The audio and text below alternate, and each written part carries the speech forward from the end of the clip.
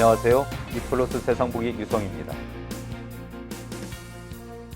이플러스 세상보기는 지역 현안과 이슈를 다양한 전문가 패널들을 모시고 때론 논쟁도 하고요. 좋은 해법을 모색해가는 그런 열린 마당입니다. 오늘은 지역 현안 중에 가장 큰 현안이라고 할 수 있죠. 쌍용 자동차가 살아야 시민이 산다라는 주제로 오늘 평택 갑 국회의원 홍기원 의원님을 모시고 좋은 해법을 모색해보는 자리를 갖도록 하겠습니다. 의원님 안녕하세요. 안녕하세요. 네. 홍기원입니다. 간단하게 인사 말씀을 좀 주시죠. 안녕하세요. 평택 시민 여러분. 평택갑 국회의원 홍기원입니다. 이렇게 인사드리게 돼서 반갑습니다. 네, 쌍용 자동차 정말 큰 문제인데요. 벌써 두 번째 법정 관리에 들어가지 않았습니까? 예, 그렇죠. 지난 4월 14일 날 기업 회생 절차 법원의 판정이 나와서 조기 정상화 빨리 돼야 될 것 같고요. 좋은 회사 만나서 빨리 매각도 잘 진행됐으면 좋을 것 같습니다. 이걸 위해서 지난주에 평택시 민관정 합동회의가 열렸었어요. 네, 그날 분위기가 어땠었습니까? 예, 말씀하신 대로 쌍용 자동차 회사 내에서 평택시의 민관정 회의가 열렸습니다. 정장선 시장님 그리고 갑과 의뢰 국회의원, 경기도에서도 담당 국장이 참석했는데요. 상당히 좀 엄숙한 분위기에서 진행이 됐죠. 말씀하신 대로 지난 4월 15일 날 쌍용차가 2009년에 이어서 두 번째로 법정 관리에 들어갔는데 쌍용차가 평택시에서 갖고 있는 그 위치에 비춰서 보면 우리 평택 시민들 입장에서는 굉장히 심각한 일 아닙니까? 그렇죠. 그래서 상당히 엄숙한 분위기에서 진행이 됐는데 다들 어떻게든 쌍용차를 조기에 정상화하기 위해서 각자 맡은 일을 최선을 다해서 하자. 특히 쌍용차 노사의 경우에는 회사를 살리기 위해서는 어떠한 일이라도 마다하지 않겠다는 상당히 결연한 각오를 비쳤습니다. 네, 이게 쌍용 자동차가 정말 그 2009년에 그 굉장히 아픈 기억이 있거든요. 뭐 평택 시민 전체 경제에 미친 타격도 컸을 뿐더러 노동자들의 희생이라든지 뭐 굉장히 아픈 기억들이 많이 있었습니다. 그걸 극복하고자 하는 시민들의 뭐 의지들도 굉장히 높은 것 같습니다. 그런 부분들에 대해서도 한마디 좀 해주시죠. 예, 쌍용차가 경영 정상화되기 위해서는 노사의 노력과 또 중앙정부, 경기도 평택시의 협력도 필요하지만 우리 평택 시민들이 쌍용차를 살리겠다 하는 그 의지를 보이는 것도 굉장히 중요하다고 생각합니다. 그래서 얼마 전서부터 뜻있는 사람들이 평택역 앞에서 쌍용차 살리기 피켓 시위도 있었고 또 여러 시민 단체나 또는 기구들이 모여서 쌍용차를 살리기 위한 범시민 운동 본부도 만들지 않았습니까? 네. 예, 이러한 노력이 중앙 정부나 또는 국회나 이런 데서 쌍용차에 대한 관심을 높이는 데 크게 도움이 된다고 생각합니다. 네, 맞습니다. 이게 정말 쌍용 자동차가 평택 경제, 더 나아가서 경기도하고 국가 경제에 미친 영향이 굉장히 크거든요. 군산 같은 경우에 GM대우가 철수하고 나서 뭐 군산 경제하고 전북 경제가 상당한 타격을 받았거든요. 그게 불과 3년 전 일이고요. 쌍용 자동차만 하더라도 뭐 직원이 5천 명 가까이 되고 뭐 협력업체 15,000명 하면 2만 명의 가족이 또 6만 명이란 말이죠. 평택 인구의 한 10% 가까이 되고 이분들이 월급을 협력업체 직원들까지 해서 한 400만 원 평균 받는다고 하면 2만 명이 받는 월급이 한 달에 800억이에요. 1년이면 1조 가까이 육박을 하는데 이게 만약에 쌍용 자동차가 정말 이렇게 문을 닫는다면 평택 경제는 물론이거냐 자영업자들이 받는 타격이 굉장히 심대하다. 이런 생각, 정말 시민들이 절실한 심정인 것 같습니다. 예, 그래서 모두 다 똑같은 마음이라고 생각합니다. 그렇죠. 이게 잘 살려야 되겠는데, 뭐 살리는 해법도 잘 찾아야 되겠지만 그 원인을 또 시민들과 한번 점검해보는 그런 시간도 짧게 한번 가져봤으면 좋겠는데요. 이 쌍용 자동차가 두 번째 법정 관리에 들어간 그런 주요 원인이나 문제는 뭐라고 생각하세요? 예, 크게 한 세 가지 정도를 볼 수 있는데요. 첫째는 시장 환경이 많이 변했습니다.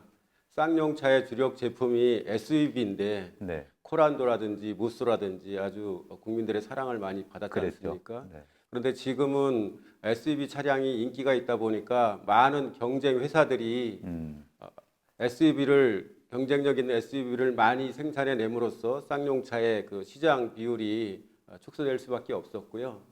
또 하나는 쌍용차를 인수했던 예전에 상하이 자동차나 또는 현재의 모기업인 인도의 마힌드라 같은 경우 쌍용차에 제대로 된 투자를 하지 못했습니다. 네, 예, 새로운 차를 계속 개발해야 경쟁력을 이어갈 수 있는데 투자가 제대로 이루어지지 못하다 보니 한계가 있었고요. 특히 마힌드라의 경우에는 작년에 2,300억의 투자를 하기로 약속했다가 이 코로나19 사태가 터지면서 그걸 취소하면서 좀 결정타를 맞았고요.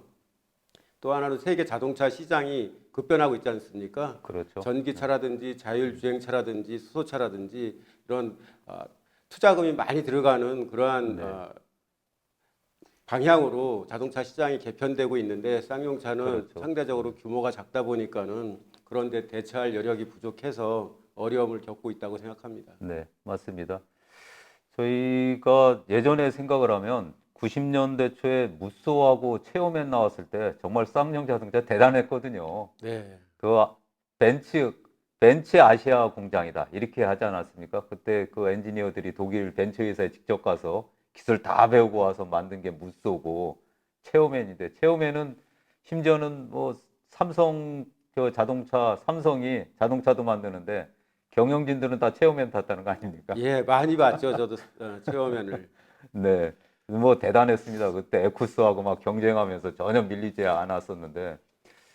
근데 의원님 말씀하신 대로 그 이후 뭐 상하이 먹튀는 뭐 말할 것도 없고 마인드라 같은 경우에도 뭐 여러 가지 이제 경영 측면에서 상당히 이제 실패라든지 투자하기로 약속한 걸 안 한다든지 그다음에 뭐 아까 말씀하셨던 대로 선택과 집중, 미래를 위한 투자를 제대로 못한 그런 경영 실패가 굉장히 큰 원인이기도 하겠다. 뭐 이런 말씀을 뭐 주신 것 같습니다. 예, 그렇습니다. 그 쌍용차는 2009년 사태로 인해서 노조가 강성인 것처럼 대외적으로 알려져 있지만 사실 네. 노조는 2009년 이래 지금까지 굉장히 협력적인 노사관계 유지하고 거의 뭐 있거든요. 무쟁의 그 예, 사업자였지 않습니까? 그렇습니다. 그래서 그런 면에서 보면 경영진이나 또는 네. 모기업이 네. 좀 제대로 대처하지 못한 게 가장 큰 원인이고요. 또 하나는 세계 자동차 시장의 변화에 그렇죠. 제때 대응하지 대응을 제때제때 못했다. 예, 못했다. 네, 예. 아주 뭐 굉장히 아주 저 진단이나 분석이 상당히 동감할 수 있는 내용인 것 같습니다. 저 투자라는 측면에서 보면 제 친구들도 굉장히 쌍용 자동차 다니는 저 친구들도 굉장히 많이 있고 쌍용 자동차 타고 다니는 친구들도 뭐 우리 주변에서 많이 볼 수 있지 않습니까? 네, 이게 보면은 2016년에 티볼리 나왔을 때 그때 처음 다시 적자에서 흑자로 전환을 했잖아요. 예, 그때 아주 인기가 상당했죠. 상당했죠. 네, 티볼리 지금도 티볼리 뭐 제 저 매제도 타고 다니는데요. 네, 티볼리가 아주 저 디자인도 좋고 날렵하고 아주 예쁘잖아요. 예, 특히 가격이 착하고. 그래서 굉장히 인기가 많았었는데 경영이라는 측면에서 제가 봤을 때 티볼리가 괜찮으니까 조금 약간 큰 차를 원하는 사람들 위해서 티볼리 에어를 예, 만들었거든요. 그랬죠. 그랬는데 새로운 코란도를 2019년에 출시를 했어요. 근데 이 19년에 출시하려면은 2015년, 16년부터는 개발이 들어간 건데 그 보니까는 4년간 개발하는데 개발비만 3,500억 원이 들어갔다고 해요. 근데 나온 거는 티볼리 에어나 새로운 코란도나 뭐 거기서 거기거든요. 덩치도 비슷하고 디자인도 비슷하고 성능도 비슷하고 이게 중복 투자를 한 건데 이런 차원에서는 아까 의원님이 말씀하셨던 이게 경영 책임이 상당히 크다. 이게 선택과 집중을 못하고 있다. 이런 네, 생각이 참 많이 저도 들어요. 그 분석에 동의합니다. 참 안타까운 일인 것 같아요. 아까 네, 말씀하셨던 전기 자동차라든지 미래 산업에 투자하는 것들도 굉장히 중요한 문제인데 지금은 뭐 어쨌든 지금 상황이 이렇게 됐으니까 좋은 기업이 빨리 M&A 해서 네. 받아서 그걸 투자해서 하는 게 참 필요한 일이 아닐까 이런 생각이 좀 들긴 하네요. 맞습니다. 현재 상황에서 쌍용차가 경영 정상화되기 위해서는 제일 중요한 게 새로운 투자자가 나타나서 어, 신규 자금을 투입하고 그 자금을 이용해서 새로운 차들을 많이 개발하고 그렇게 네. 해서 시장을 넓히는 그게 급선무입니다. 그래서 그런 측면에서 봤을 때 저는 이제 두 가지가 다 필요하다 이런 생각이 드는데 하나는 지금 그 법정 관리가 들어갔으니까 기업 회생 아니면 파산 아닙니까? 이게 정말 그렇습니다. 저 네. 둘 중에 하나인데 이제 1년 안에 그걸 다 끝내라는 게 법원 판결인 거고요. 그런 측면에서 그 회생하는데 굉장히 저 필요한 게 현재는 뭐 경영 그 저 부실 때문에 이렇게 왔지만 아무리 그렇다고 하더라도 또 돈이 필요하지 않습니까? 네. 그러기 위해서는 중앙 정부의 지원과 협력 뭐 이게 첫째는 굉장히 중요하고 또 하나는 견실한 새로운 저 회사를 만나는 건데 중앙 정부 만나는 데서 아마 제가 보기에는 정치권의 역할, 특히 의원님의 역할이 굉장히 중요할 것 같다 이런 생각이 들어요. 예, 제가 막중한 책임을 느끼고 있습니다. 특히 그 여당의 국회의원이기 때문에 아무래도 정부나 또는 우리 국회에서 의사결정하는데 제가 좀 더 책임을 지고 해야 되고 네, 또 주채권은행인 산업은행과도 제가 소통을 많이 하고 그렇게 해서 쌍용차 노사와 네. 산업은행 또는 정부, 국회 의사소통하는 거를 제가 많이 역할을 해야 될 걸로 생각하고 있고 그렇게 해왔습니다. 그 제가 기사에서 보니까 의원님이 저 건강위원장님도 만나시고 산업은행장도 만나셔서 뭐 이러저러한 협의도 상당히 하시고 뭐 저 여당 국회의원이시니까 산자의 위원장이시라든지 뭐 다양한 노력들을 많이 하시는 걸로 이제 기사에서는 봤어요. 뭐 혹시 그 관련해서 정부에서 뭐 약속한 거는 혹시 없었는지? 예, 사실 지난주에도 산업은행장을 만났고 또 쌍용차의 노조위원장도 만났고 또 네, 오늘만 해도 쌍용차의 그 협력업체 대표단 네. 그리고 바로 직후에는 또 우리 당의 원내 대표를 만났습니다. 아, 오늘 그래서 다 네, 만나셨군요. 네, 네. 그래서 최근 며칠 사이에 네, 그렇게 계속 노력을 하고 있는데 어, 그래도 다행인 것은 정부나 또는 주채권은행인 산업은행은 현재 청산이냐 또는 회생의 길로 갈 것이냐 이걸 판단하는 국면에 있긴 하지만 어떻게든 살려야 되겠다는 그러한 의지는 확고하게 갖고 있습니다. 네. 예, 그런 부분에 있어서 다행으로 생각하고 있고요. 다만 살리는 데 있어서 가장 전제 조건이 새로운 투자자가 나타나야 된다. 네, 예, 그렇게 해서 쌍용차가 향후에 계속 지속 가능한 그러한 모델을 만들어야 된다. 네, 그리고 또 하나는 어쨌든 지금 매우 어려운 상황이니까 쌍용차 노사가 특히 네, 그 중에서도 아, 노 쪽에서 좀 네, 더 각고의 노력을 해야 된다 하는 네, 그러한 상황에 있습니다. 그래서 네, 그러한 부분에 있어서 접점을 찾을 수 있도록 제가 중간에서 네, 연결하고 이렇게 소통하는 데 있어서 도움을 주는 그런 일을 하고 있습니다. 네. 아마 그 역할 굉장히 중요할 것 같고요. 특히 이게 쌍용자동차가 지금 그 부채가 너무 높아서 네, 이 부채를 어떻게 정리를 해야 될지, 그 다음에 새로운 저 회사가 이 부채를 잘 저 유예도 해 가면서 신차를 개발하려면 또 돈이 굉장히 많이 들어간단 말이에요. 일단 공장 현재 가동을 시켜가면서 돈이 또 공장 가동해서 차를 팔아야 그래야 판매 수익금이 남아야 또 기술 개발도 하고 그 기술 개발로 또 새로운 신차도 개발하고 또 판매하고 이런 선순환 구조를 만들어가는 것일 텐데 아마 그런 중간 매개 역할 이게 아마 의원님한테 아마 어깨가 아마 무거우실 거다 이런 예, 생각이 좀 아주 듭니다. 큰 사실 중압감을 느끼고 있고요. 그 현재 채권단에 법원에서 파견한 감사가 쌍용차의 그 자금 상황을 실사를 하고 있거든요. 그게 네, 한 6월 중순쯤에 끝나고 그 네, 결과를 바탕으로 청산을 할지 음, 또는 회생의 절차로 갈지 의사결정이 이루어질 텐데 그때까지 지금 2달여가 남아 있지 않습니까? 네, 근데 지난 2월에 쌍용차가 협력업체들이 부품을 공급하지 못해서 조업을 제대로 못했고 또 지난주까지 또 한 2주간 조업을 못했습니다. 네, 그랬죠. 다행히 이번 주 들어서는 조업을 하고 있는데 네, 협력 업체들도 지금 상당히 어려운 상황에 있습니다. 네. 쌍용차로부터 자금 대금을 납품 대금을 제대로 못 받은 지 지금 상당히 몇 개월이 됐기 때문에 그렇죠.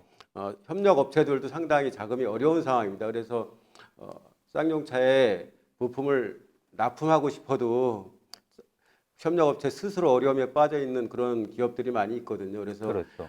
그렇지만은 만약에 한 개 회사라도 납품이 제대로 되지 않으면 쌍용차 라인이 중단되는 그러한 어려움에 있기 때문에 맞습니다. 그 향후에 그런 의사 결정이 이루어지기 전까지 라인이 중단되지 않고 차가 계속 생산될 수 있도록 하는 게 지금 급선무로 생각하고 있고 그거를 위해서 전력 투구하고 있습니다. 예, 맞습니다. 그래서 쌍용 자동차에 대한 직접 지원이나 이런 것들도 필요하지만 특히 협력업체에 대한 금융 지원이라든지 뭐 이런 것들도 굉장히 중요해서 그건 역시 뭐 의원님의 역할이 굉장히 또 중요한 이걸 잘 조정하고 코디하고 계속 밀어가는 그런 역할이 필요하다 이런 생각이 좀 많이 드네요.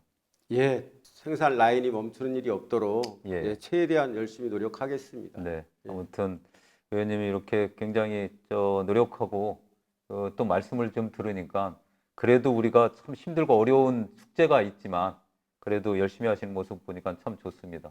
최대한 열심히 노력하지만 좋은 결과를 얻을 때까지는 사실 마음을 놓을 수가 없습니다. 네, 예, 이 모든 게 쌍용차가 정상화돼야 의미가 있는 거거든요. 네, 그렇죠. 잘 아시겠지만 이번에 어떤 형태로든 정상화의 길로 들어설 수 있도록 만들어 놓고 그게 또 몇 년 후에 다시 어려움에 빠진다고 하면은 사실 정말로 회생하기 힘들거든요. 그래서 그렇죠.